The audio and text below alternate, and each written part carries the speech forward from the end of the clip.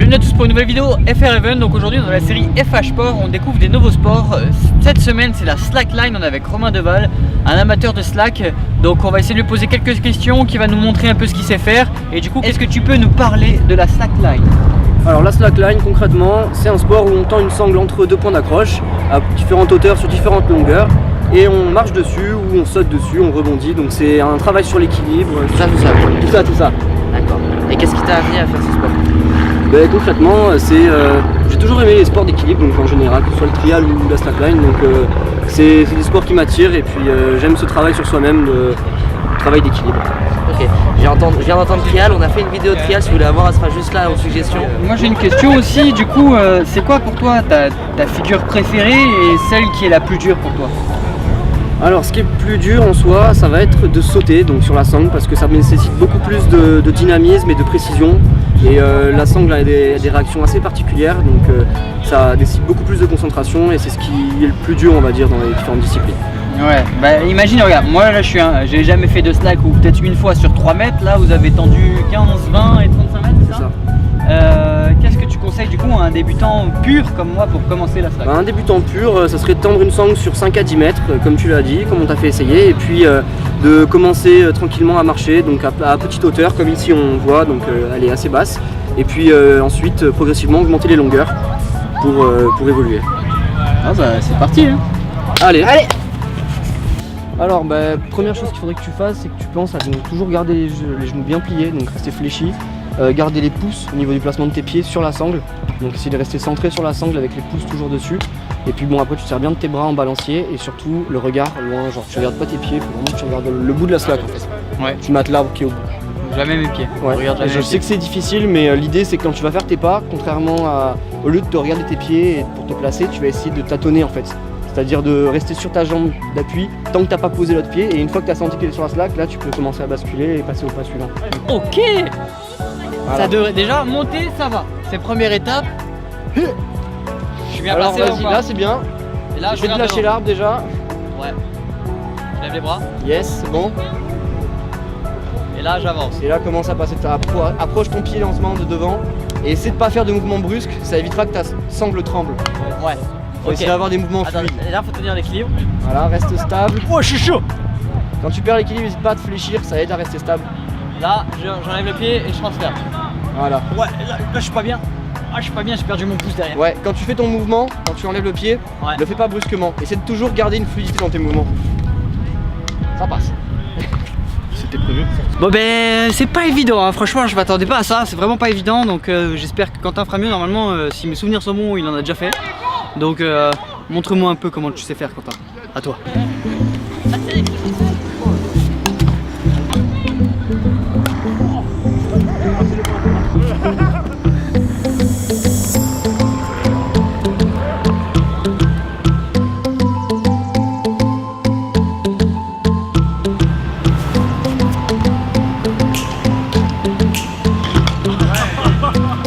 Quel homme. Bon allez on se casse la gueule un peu, parce que c'est pas drôle sinon.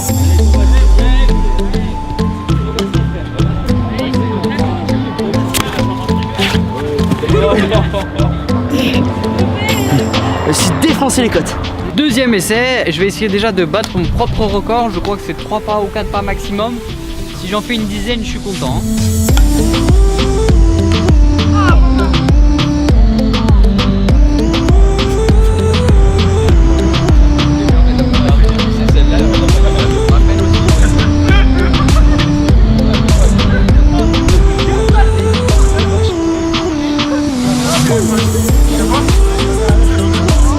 J'ai battu mon record. C'est la merde. Ok, alors le premier essai s'est passé tranquillement, on était sur une distance de 15 mètres, donc sur la slackline verte. Là je vais passer sur la slackline bleue, donc là on est à peu près sur 20-22 mètres. On va essayer, on va voir ce que ça donne, c'est parti.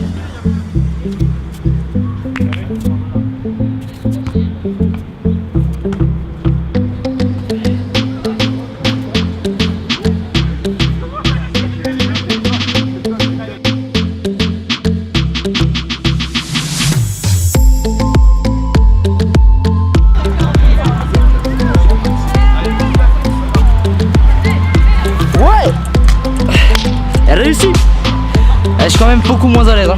Belle réussi. Alors si comme moi tu débutes totalement et que tu n'arrives pas à faire plus de 5 mètres sur une slackline, j'ai trouvé la technique pour traverser toute la slackline et sans se fatiguer. Sans se fatiguer, c'est un grand mot. Hein. Positionnement.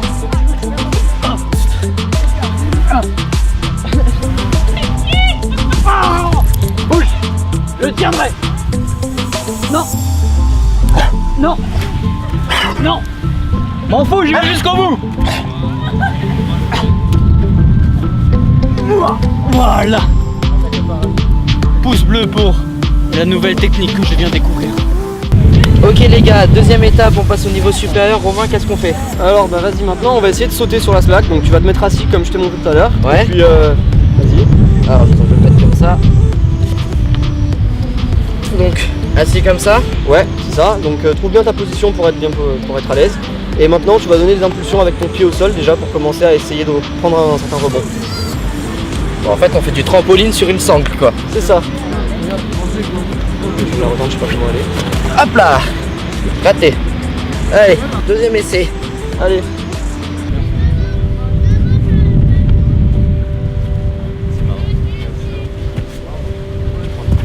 Oh. Tu veux essayer, Lou? Ouais, je suis chaud. Allez, c'est parti, autour de Lou.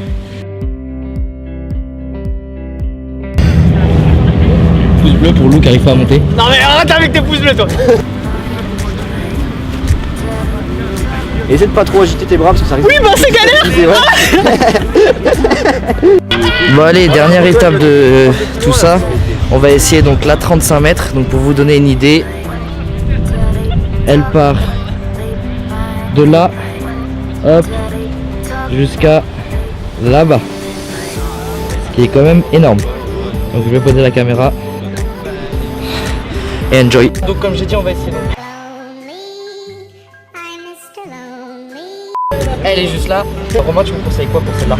Alors je te conseillerais de démarrer du milieu. Ça sera quand même un petit peu plus simple et elle prendra moins de tremblement que si tu démarres du bout. Ouais. Maintenant, t'as soit l'arbre, soit je peux t'aider pour monter. C'est mal, hein. Ok, on va commencer d'ici un petit coup. Hein.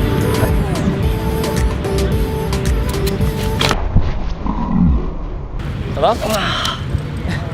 Double. Ça va, Quentin? Oh quoi? Ouais. C'est quoi? Taper le dos? Ouais. Bon allez, après ma vieille chute toute pourrie là, qui mérite un gros pouce bleu. Et l'autre il me nargue derrière. Mais qu'est-ce que tu fais? Mais je t'emmerde. Bon, on va faire un deuxième essai.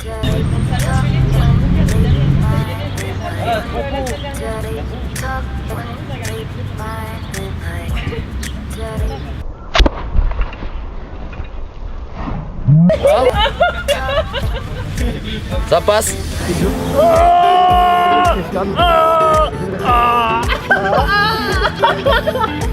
Je suis le roi du monde.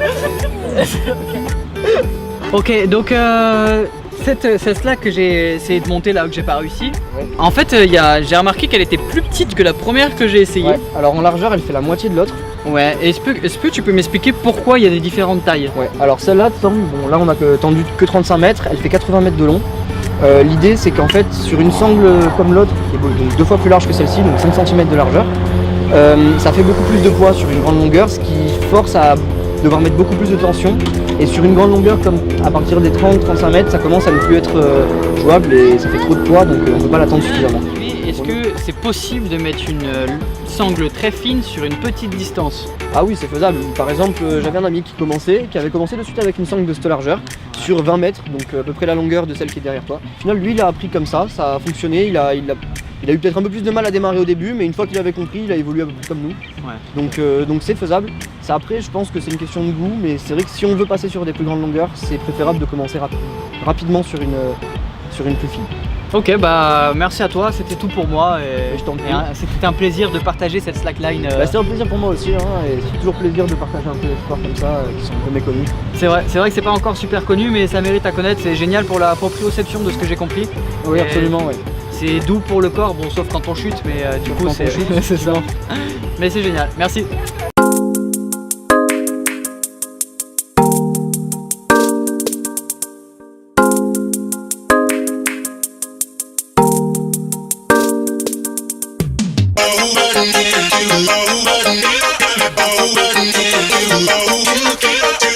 Ok